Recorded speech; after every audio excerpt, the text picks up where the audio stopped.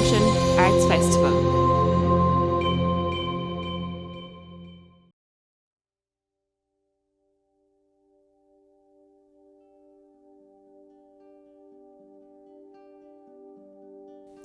My name is Jack Reardon, and I'm the director of Overlook, a military story. Overlook was set to be one of Tipperary's biggest ever original productions. Since September of 2019, we've been planning, researching, writing and designing a show that would have been unlike anything else seen in Tipperary.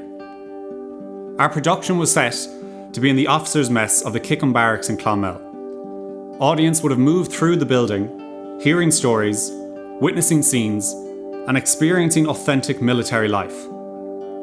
The show centred around a group of recruits as they prepared for their military duties.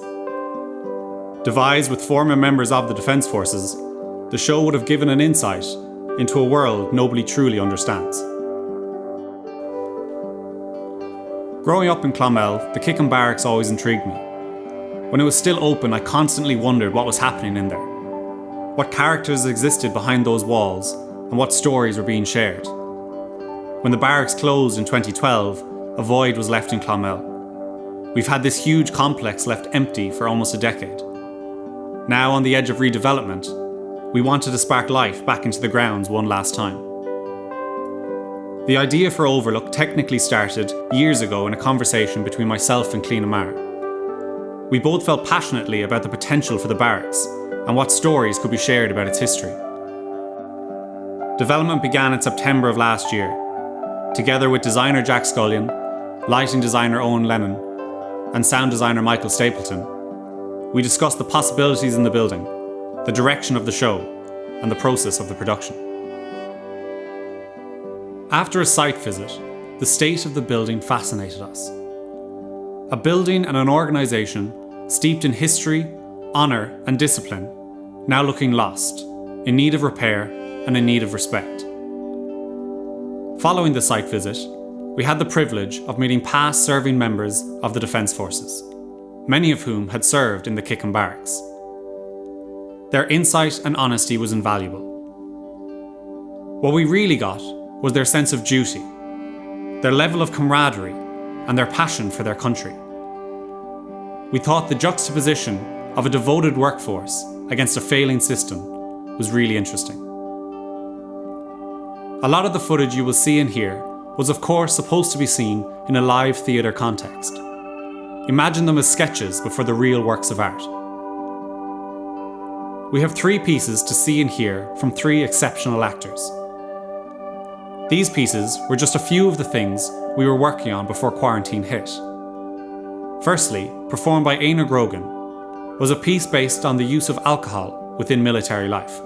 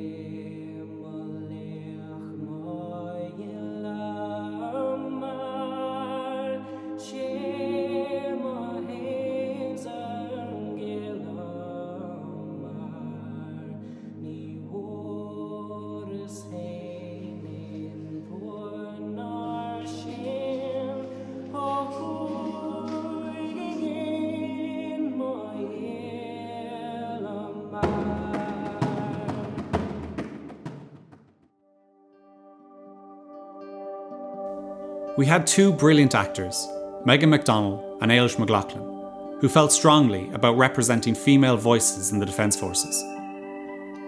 With many of the first-hand accounts coming from their male colleagues, our actors wanted to know what it was like for female recruits in the Defence Forces. Overlook wanted to show brief snapshots of military life. Authentic stories that felt real and alive.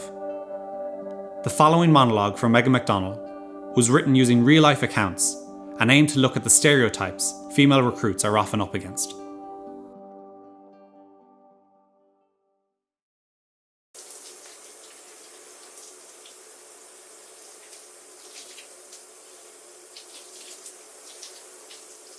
Can you believe that?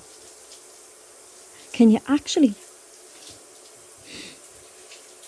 See, this room's the one place, the only place in this barracks that we should feel. I mean, what the fuck do they want? Those boys think every bit of you is fair game. We can't even get a wash now without them raging in, tearing shit up again. And yeah, it's all well and good when we're back out there. He'll say something about me being on my period, and I'll tell him his ma should have swallowed him, and that'll be fucking that. Banter with the lads. We're all brothers. He is my brother, and I am his. And I am his. I'm his. You saw her, though? Don't get me wrong, he shouldn't have come in, but she's doing herself no favours. You just have to keep the head down. It's not that hard to keep things from getting harder for you. Giving us a bad name, getting into situations where things can't get taken back. There's no winning here. Just pushing harder to get up and over every next wall. This used to be theirs. We came along and took it from them. And they put up a wall because they had to. Male showers. Female showers. They don't like that. Neither do I. I'm not a strong woman. I'm just fucking strong. End of. Why should it matter? Does your cock automatically make you more suited to serve your country? No. Are we all slower? Weaker? Less tactical thinkers? Absolutely not. Sweetheart, did you break a nail? She's useless. She'd get it. She's actually pretty good for a female. Ah, Clancy, you'd make a good mammy. Oh, fuck's sake, she'll fuck it up for all of us. Slut. Pardon me. But where in all of that was there anything about my skills as a soldier? Yeah, our lads are nice, don't get me wrong. I love these boys like family. I mean, you've met them. Lovely bunch of lads, very proud mammies at home. But that's what I am to them. That's what it boils down to. They are my brothers. And I am theirs.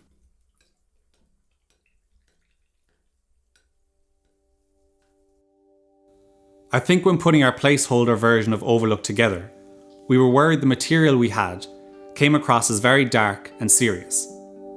Unfortunately, the monologues and pieces we were able to collect happened to fall into this category. I think our show would have had great humour, fantastic uplifting moments, and a real sense of pride in it. When we met with the former members, the first thing one person said was, "You have to capture the humour." He spoke of the importance of laughter, the dark humour that connected members, and the necessity for banter in such a serious environment. It is such a shame we can't highlight properly the moments of levity this production would have had. We found the Defence Forces were often misunderstood, their duties glossed over, and their level of discipline is dismissed. From all our research, our reading, and the men and women we met with, we really got to appreciate our Defence Forces.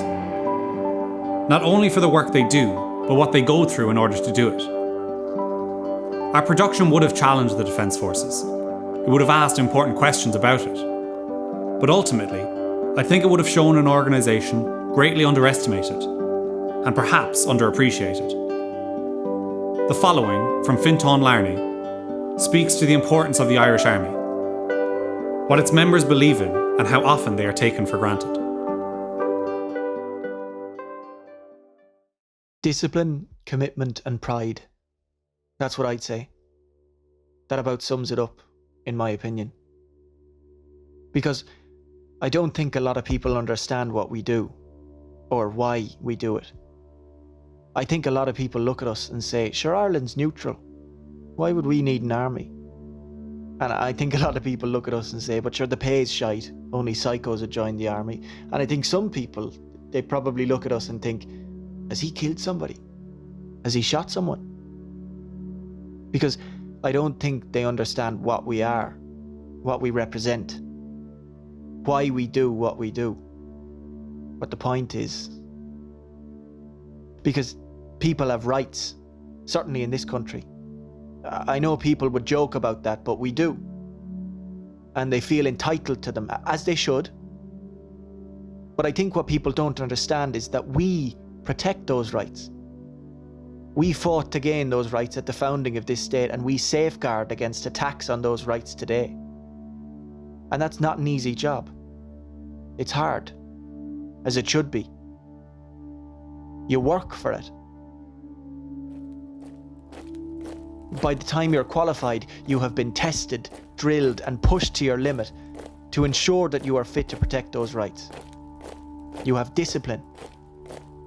Discipline to protect people.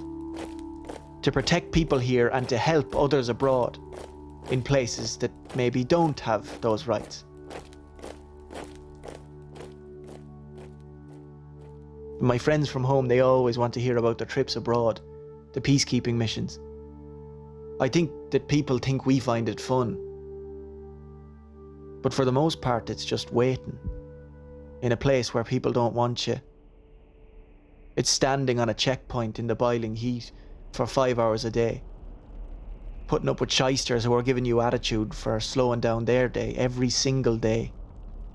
You're just standing, watching, waiting. No warfare, no gunfire, no action. Just waiting. But you know that at any moment someone could kill you. Not as an imaginary thing, not like a game. They could actually kill you. It's happened before. But still you stand. Discipline. I signed up and trained in Cork. 18 months later, I was standing with another corporal on a checkpoint in the Lebanon with our NCO, the man who trained us. My first week, I was posted on a raised platform above the checkpoint, machine gun with a full belt of ammo. The other corporal was on the ground with a rifle, and our NCO was checking cars as they went by. There was this one fella who'd been giving us attitude every single time we were there. Our NCO had had enough of it. He reached in and grabbed your man by the throat. Your man started shouting and started reaching down to his hip. My NCO pointed up at me and said, "Cock that gun." So I did. I'm standing there with this gun trained on a man, with only a couple of ounces of pressure separating his life from his parting. It was the most terrified I've ever been. I looked down at my fellow New Jack, holding his rifle, and he was just as scared as me. After about 30 seconds, your man calmed down, and it was all grand in the end. But if a single person on that checkpoint had panicked, someone would have died. But that's what I'm talking about, discipline. Then you come home and your mates slag you because you haven't shot anyone. And you're affected, you know. I don't know anyone that isn't affected. Different ways, like, but, you know, dreams or not being able to sleep. Messes you up, some of the stuff you see. I guess most witness some things that other people might call atrocities. And when you see something like that, when you witness how fragile all of this is, it doesn't leave you. Not like you're always thinking about it. It's just when you know that can happen, it leaves you on edge. That's the job. But you stick with it. Commitment. And the thing is, people in here, they're the only people that understand that. I'd say it's like family, but honestly, if you asked any of the lads around here, they'd tell you, this bond goes much deeper than family. And I know people make jokes about it, but I don't think people realise, if we weren't here, if we disappeared, I don't think they realise how much they'd miss us. But we won't disappear. No matter how many cuts they make, how difficult they make it, no matter what. We'll do the job. Same as always. Commitment. And we're proud to do it. That feeling of pride, there's nothing like it. Pride. Escorting the president on state visits on Patrick's Day. Pride helping people when there are floods to safety, security.